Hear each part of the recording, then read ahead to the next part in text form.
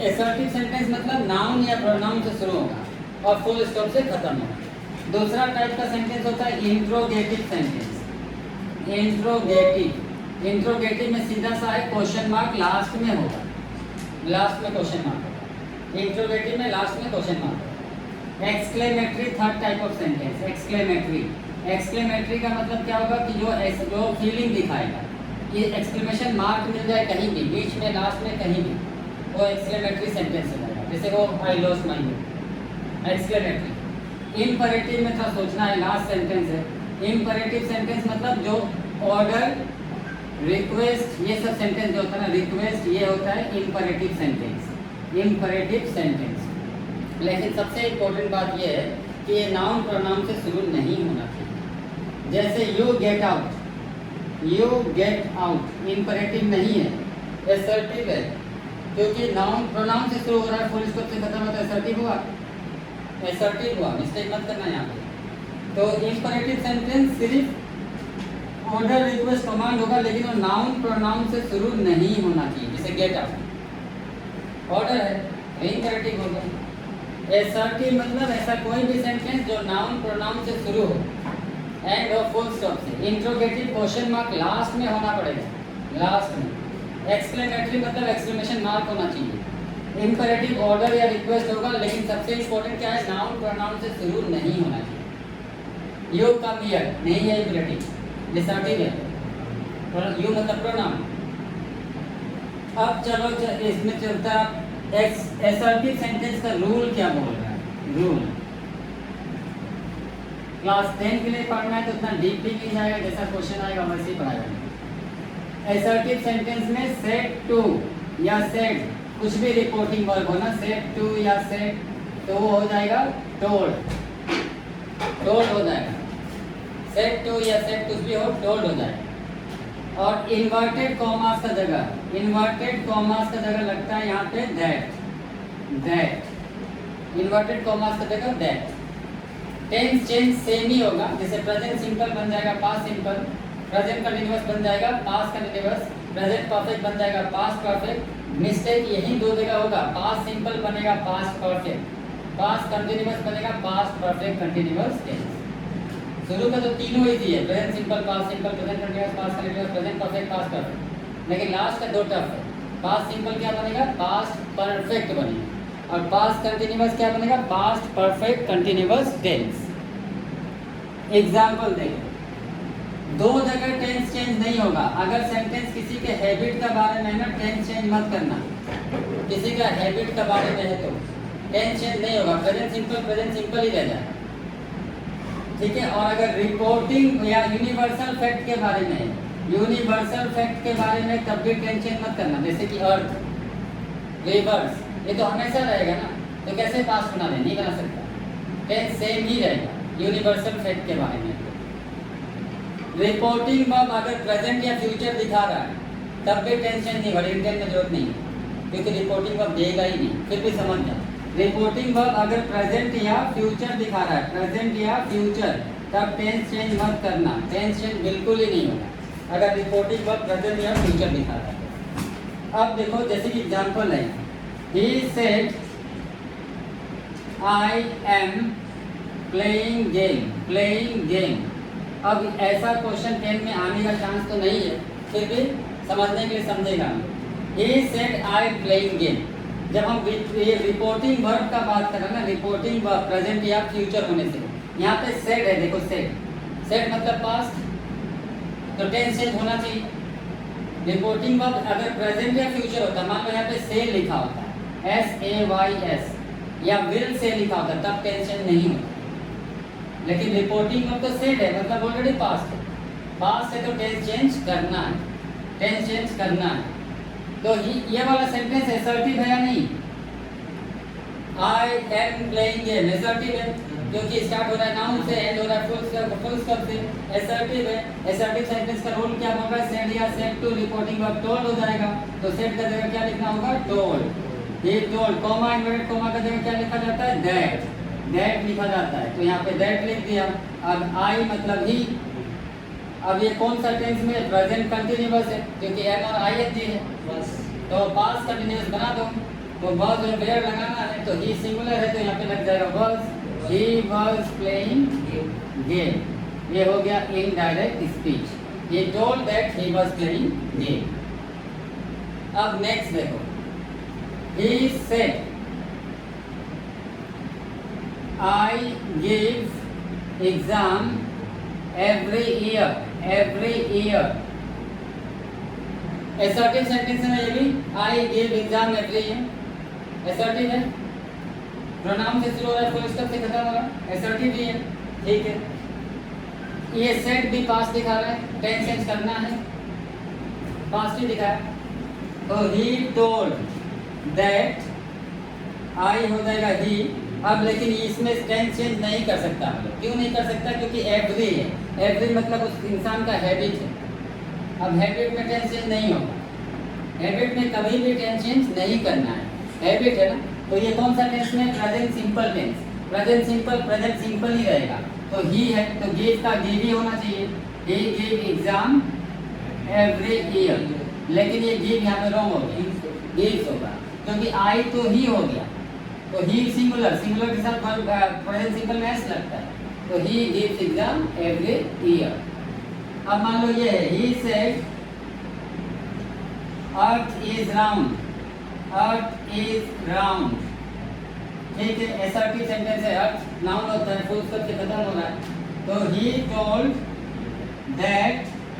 यहाँ पे tense change नहीं होगा क्योंकि यूनिवर्सल फैक्ट है. तो earth is round. Earth is round ही रहेगा. Universal fact. एक और सीन देखो. He will say I am going. I am going. अब देखो रिपोर्टिंग वर्ब विल है मतलब फ्यूचर दिखा रहा है. फ्यूचर दिखा रहा है तो टेंस चेंज नहीं करना है. प्रेजेंट या फ्यूचर दिखाए ना रिपोर्टिंग वर्ब, टेंस चेंज नहीं करना है. तो यहाँ पे क्या हो जाएगा? He will say that he is हो जाएगा. He is going. Tense change नहीं किया. अभी प्रेजेंट कंटिन्यूअस है. भी प्रेजेंट कंटिन्यूअस. एक और सीन देखो. He says I am going. अब यहाँ पे रिपोर्टिंग वर्ब क्या दिखा रहा है? प्रेजेंट. प्रेजेंट दिखा रहा है. सेज मतलब प्रेजेंट. सेड थोड़ी लिखा है. प्रेजेंट तो भी टेंस चेंज नहीं होगा. आंसर ये हो जाएगा. He says he is going. He says that he is going. तो टेंस चेंज तब नहीं हो रहा है. तो पहला हमने देखा अगर किसी का हैबिट का बारे में सेंटेंस है तो टेंस चेंज नहीं हो रहा है. अगर किसी भी यूनिवर्सल फैक्ट के बारे में अगर सेंटेंस है तो टेंस चेंज नहीं हो रहा है. अगर रिपोर्टिंग वर्ब फ्यूचर दिखा रहा है टेंस चेंज नहीं करना है. अगर रिपोर्टिंग वर्ब प्रेजेंट दिखा रहा है तो भी टेंस चेंज नहीं करना है. बस इतना ही याद रखना दिमाग में. असर्टिव सेंटेंस हुआ. Exclamatory sentence.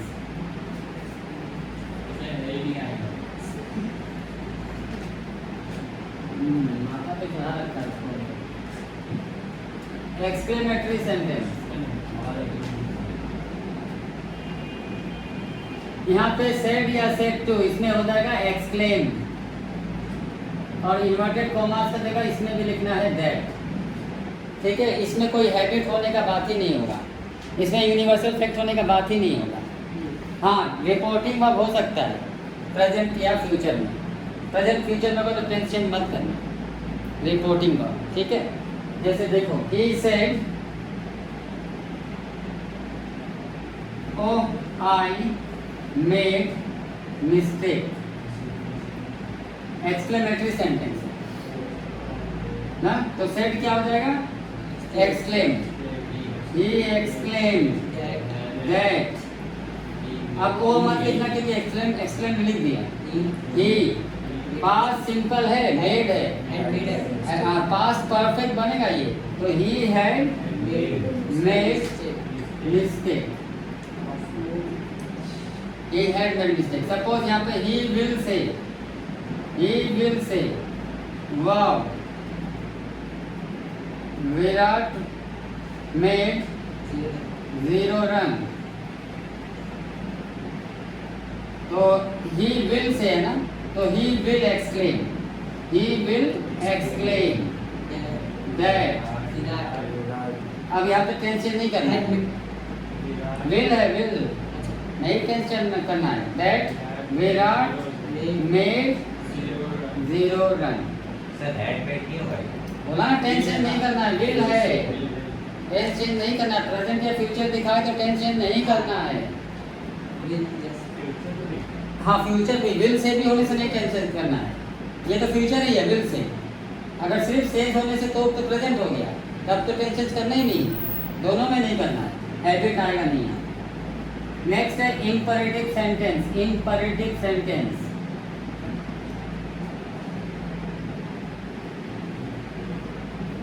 इंपरेटिव सेंटेंस मतलब ऑर्डर रिक्वेस्ट वाला, सबसे इजी यही होता है। सेड या सेड टू या ऑर्डर होगा तो ऑर्डर लिख देना, रिक्वेस्ट होगा तो रिक्वेस्टेड लिख देना, रिक्वेस्टेड। और इन्वर्टेड कॉमास की जगह यहाँ पे टू लिखा जाता है, टू। सबसे अच्छा बात है डू नॉट चेंज टेंस, कभी भी टेंस चेंज नहीं होगा यहाँ पे, इसमें कभी भी टेंस चेंज नहीं होगा, कभी भी टेंस चेंज नहीं होता है इसमें। He said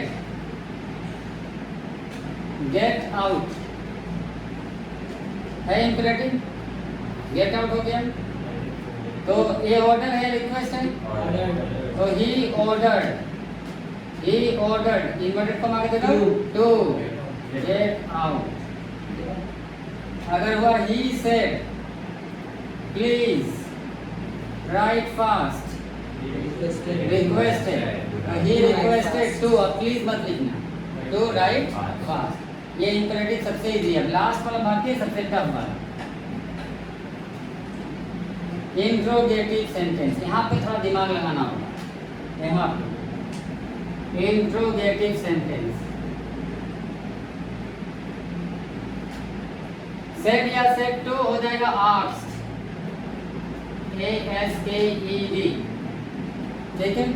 अगर उसमें भी ना अगर प्रेजेंट फ्यूचर होने से he will order, he will request, या ही रिक्वेस्ट, या ही ऑर्डर्स, एस से खत्म होगा तो एस से खत्म होगा रिकॉर्डिंग में। अब इसमें बता देना। इन्वर्टेड कॉमास का जगह यहाँ पे इफ या वेदर लिख सकता है, इफ या वेदर। लेकिन अगर WH फैमिली वर्ड से क्वेश्चन स्टार्ट हो रहा है या फिर हाउ से क्वेश्चन स्टार्ट हो रहा है तो इफ मत लिखना, इफ नहीं लिखेगा, कुछ भी नहीं लिखेगा। हाँ कुछ भी नहीं, इन्वर्टेड कॉमा की जगह कुछ नहीं लिखना। देखो यहाँ पे he said why are you playing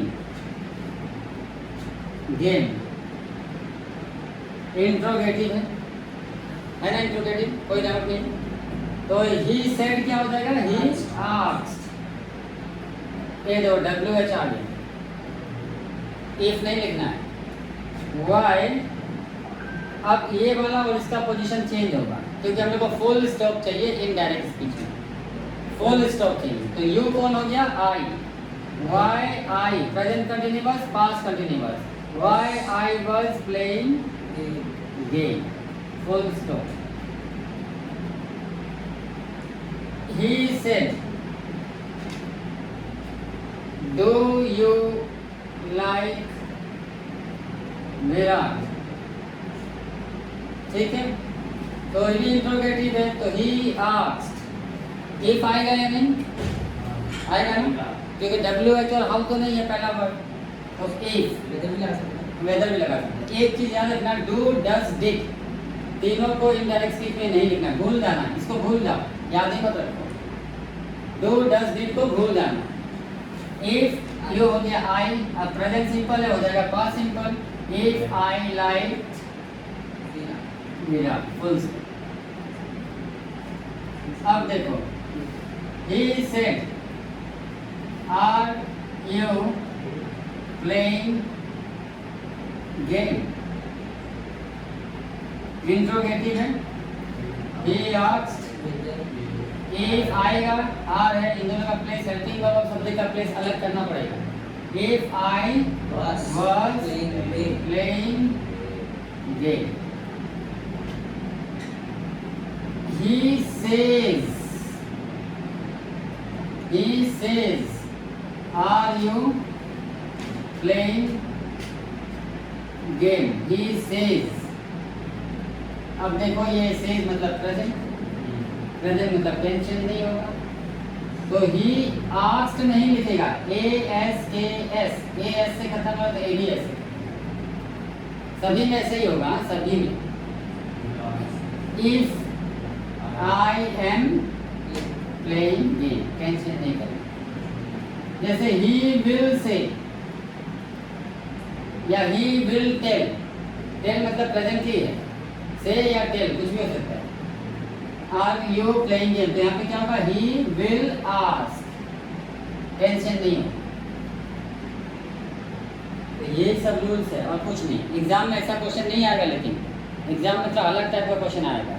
कैसे आएगा मालूम है? ऐसे दे देगा, कभी full stop are you going, इस तरह से देगा, तो हम लोग को समझना होगा। कभी asked if I was going, या फिर कभी भी नहीं लिखेगा, सीधा लिखा होगा are you going, are you going, बस यही दिया होगा। बोले चेंज करो स्पीच, तो आंसर क्या होगा? आस्क्ड तो लिखा भी ना, जैसे he or she asked me if I was going, तो भी करेक्ट है। अगर किसी ने लिख दिया इफ आई वाज गोइंग, तो भी सही। और कोई डाउट है इसमें? अब तो नहीं होना चाहिए था।